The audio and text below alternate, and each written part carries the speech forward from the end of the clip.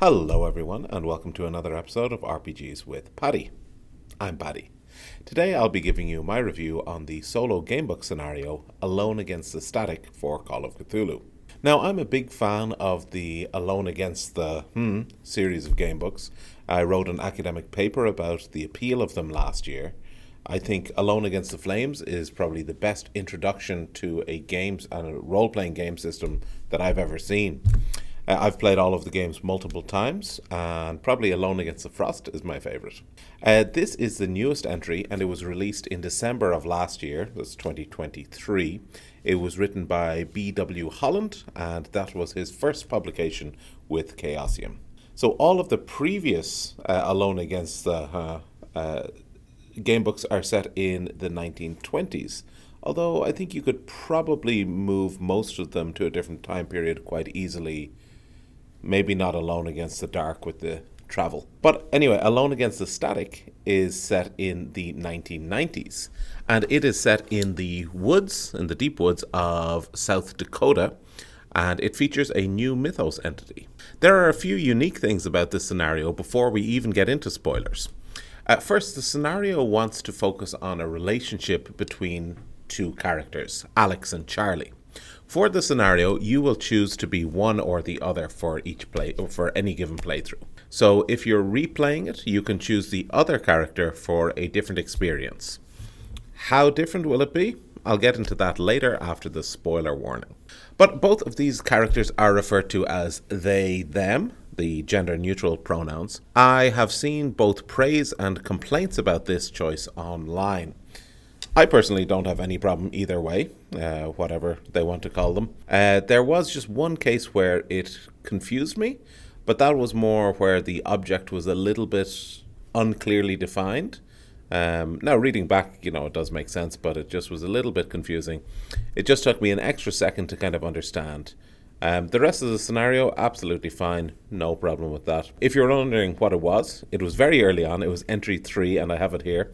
It said, "You raise your hands defensively. Sorry, you say, but Charlie ignores you. You stare at them for a few seconds." And just when I was reading this, I thought it meant you stare at your hands, because I was thinking of the plural, them. That's the only time it confused me. Honestly, you won't notice it anywhere else. I wouldn't let the use of gender-neutral pronouns put you off this scenario. If you like it, that's great, and if you feel represented by that, that's great. I know some people don't like it. Don't let that stop you from enjoying a scenario. It's very minor in the scenario, and as the title suggests, you spend a lot of the time alone, so it doesn't come up that much. The second unique aspect of this gamebook is the use of a log sheet. This is a checklist of certain key events in the game, and depending on your choices and your roles, you will check off different key events as you encounter them. This will affect how the game plays out later, often compelling you to take certain choices. Now, this is not completely new. It's in other gamebooks, definitely, but it's also in the Alone Against the series. There are code words in both Alone Against the Frost and Alone Against the Dark. However, in both of those games, there's only, maybe 5, maybe 10, somewhere in that region, of keywords. In this scenario, there are 36 things that you can check off. So there's quite a lot in there. So I think that's about all I can say now without getting into spoilers. If you keep watching, you'll find out some secrets. Now, when you play it, you'll likely take a different route than I did, choosing different options, so you will still have a lot of surprises. But if you want to avoid all spoilers, you can stop watching here. I will be uploading both of my playthroughs of the game, one as Alex and one as Charlie, but that'll take a while to edit. Now, let's get to the spoiler warning. Okay, so this was a good game, and I had been eagerly awaiting it. However, I did feel a bit disappointed by some aspects of it. Let's have a quick breakdown of the details of the book first. The scenario itself, after introductions and character sheets and all that, runs about 86 pages. And this is similar to the other major gamebook adventures. So, Alone Against the Tide has 70 pages of content, Frost has 96, Dark has 80. I didn't count Flames because that's an introductory scenario. So all of them have about the same length number of pages. However, Static only has 371 entries. That is more than Tide, which has 243, but significantly fewer than both Frost, 654, and Dark, 594. So think of this as a much shorter scenario than the others for entry-wise. Similar enough to Tide. But also, this scenario only has 14 different endings. Tide, which has fewer entries, has 51 different endings. Frost has 41 and Dark has 40. That means that there are just not as many different outcomes that you can get in this scenario, and that will likely affect the replayability of it, but I will get into that more a little bit later. So the game wants to explore the relationship between the two characters, Alex and Charlie. The start of the scenario does begin to do this, but I feel like they didn't do enough for what they wanted to achieve. Quite soon, the couple will be separated, and then there are supposed to be strong heartstrings pulled if you reunite. However, I just don't feel like it was warranted, certainly not in my playthroughs. Now, is it achievable to do this, to kind of build up that strong relationship in quite a short scenario? Probably not. Maybe you would have to have played these characters before in a separate scenario to kind of build up that deeper relationship. But if you can't achieve it in the short scenario, then it's kind of misplaced. And I think trying to build it up just a little bit kind of feels like wasting some time that could have been spent bulking up the actual story a little bit more. I don't mind it so much, but I just think they weren't able to achieve what they wanted, and maybe they could have focused a little bit more on the story. So I've played the game twice, once as each player, and I was hoping for quite a different scenario, playing as Alex and then playing as Charlie, but really it ended up being very much the same. So here's a spoiler for my playthroughs, but we're past the spoiler warning. Playing as Alex, when she woke up the next day and Charlie was gone to town to get help. At the end of the scenario, it said that the car was found in the woods, old and rusted. So when I started playing as Charlie, I was hoping that maybe, I get in the car, I drive to town, and something happens during my attempt to go to town, and then I'd be in the woods trying to figure stuff out or trying to get back to the cabin, and it would be quite a different scenario. I think that would have been good. However, as Charlie, the exact same thing happens. You wake up and Alex has driven to town. So that was a little bit of a letdown, I think. I thought there would be much more unique scenarios playing as the two different characters. And that leads to my next point. Throughout my two playthroughs, and again it's only two, I really felt that most of my decisions didn't matter that much. The first playthrough was fine, but then in the second playthrough, which was done in the same day, I really tried to choose the opposite options every time. Because Alex and Charlie were both in the same situation, in the same scenes, I was able to choose the opposite option many times. This should, in my opinion, have led to completely different stories. However, I ended up with more or less the same story, and I got the exact same ending. The different options that I took gave me a little bit more information into the background, but I really didn't feel like I had the ability to take the story in much of a different direction. So after doing this, I decided to map out all of the options of this scenario. This is going to look bad, but I'm not crazy, okay? For this, I'm using an app called Scapple. So here you can see that at the start of the scenario, the character development section is quite different. So on this side over here, let's see this. This is Alex and this is Charlie. So they start off different but quite linear. And that's absolutely fair enough at the start. You have to set up the story. So those being linear, absolutely fine. But after that, you can see there are a lot of convergent points and cyclical points. So cyclical points are something like this, where it's quite common in game books as well, where you can return to an entry to try different options from the same location. So if this is in a barn and you decide to look here and then you look here and you look here, and it might build up a little bit and then it comes back to the barn and then you're going back. That's absolutely fine. That's common enough. Convergent points are kind of like, regardless of the choices you make, you're going to get to the same point. So you can clearly see there's a few convergent points here, kind of, well, a little bit there, but definitely there, and here, some really, really big ones. And obviously here, like everything leads up to this one. You see there's one big point of divergence here, which brings you maybe onto another. Oh, sorry, I'm not sure if you can see my mouse. So there's a point of divergence here where it kind of goes quite different. And the reason I've linked it up like this is because actually, it brings you back to, same kind of ending state as well. And I think that's just where it suffers from a lack of different endings. So convergent points can actually be fine, and they're also quite common in game books. If the route you took to get there is different, and you can see, there's lots of different ways to get to these convergent points, you could end up with different stories. However, what I experienced in this scenario is that the choices made don't make the biggest difference. I had a very, very similar experience in both of my playthroughs when I was actively trying to have a different experience. I was trying to choose the exact opposite of what I did every time, just to kind of explore the game a bit more. Oh, and just a comment here as well, the ones marked in red are where we get to endings as well. These are kind of like the special ones if you go insane or if you die from injuries. So another thing I wanted to point out is that the way the scenario is structured, having defined characters, Charlie and Alex, means that there's actually a fair bit of duplication too, because when you're having conversations, it's difficult to know who's talking without saying Charlie said or Alex said.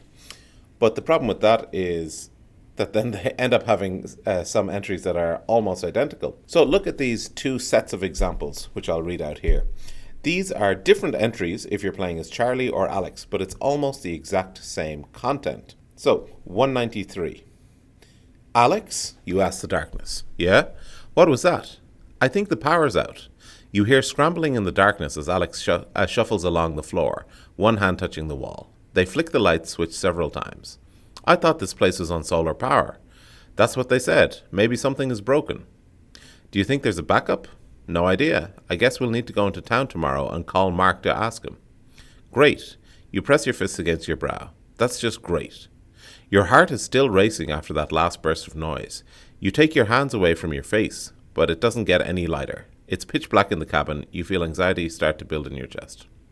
Where's this one? Charlie? You ask the darkness. Yeah, what was that? Power's out, I think. You hear scrambling in the darkness as Charlie shuffles along the floor, one hand touching the wall. They flick the light switch several times. I thought this place was on solar power. Well, I guess solar power still runs out. Is there a backup or anything? I don't know. I guess I'll have to head into town and call Mark in the morning. Oh, that's just great. You pull your legs to your chest. Okay, whatever. You're not used to this level of dark. The city doesn't get dark like this. You raise your hands in front of your face. You can't even see its outline. You feel anxiety rising in your chest. So a little bit of difference in the ending, but pretty much these are the same two entries. And let's look at another example down here as well. So number 29.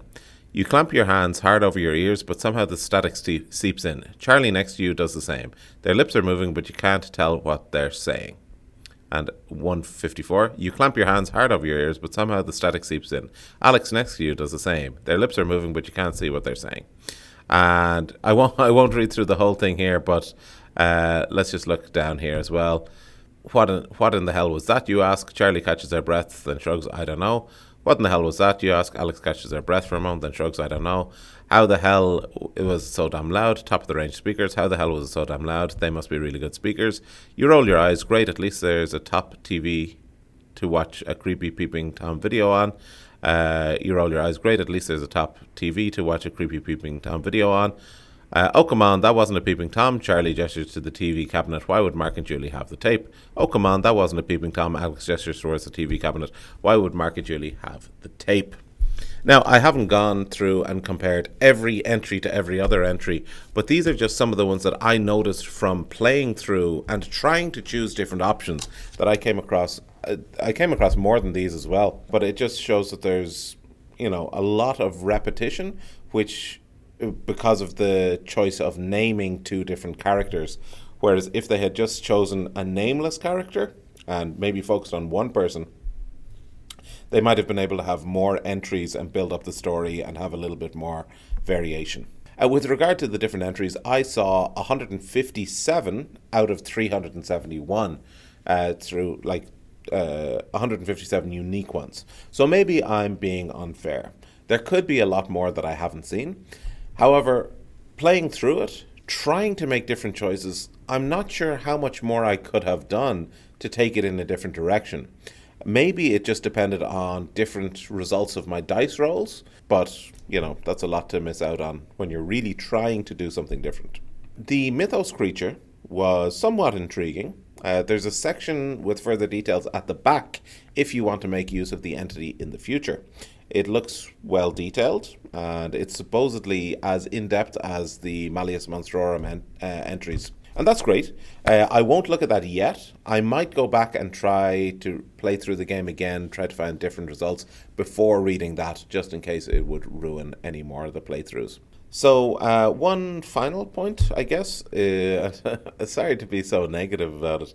I did feel that at certain points I was forced to do certain things. There's one point where I knew...